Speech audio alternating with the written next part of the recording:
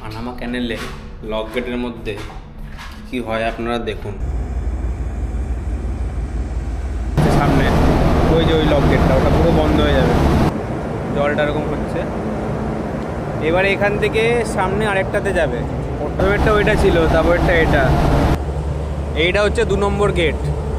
এই যে গেটটা আছে না, এটা পুরো বন্ধ হয়ে যাবে।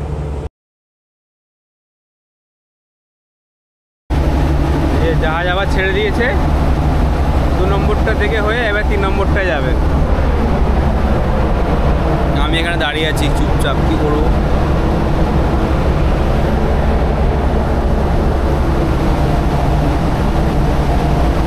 এক নম্বরে জলটা কিন্তু কমে গেছে, ওই জলটাকে এখানে ট্রান্সফার করে, আবার এই জলটাকে ওই আগেরটা ট্রান্সফার করবে, মানে একই জল এদিক ওদিক করবে এরা সব সময়।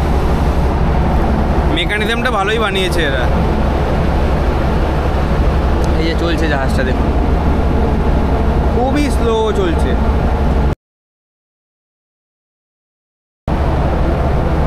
দিনের বেলা দৃশ্যটা সত্যি খুব ভালো, রাতের বেলা বলে কিছু বোঝা যাচ্ছে না। আমি আগেও এসেছিলাম পানামাতে, তো দিনের বেলা খুবই ভালো লাগে দেখতে।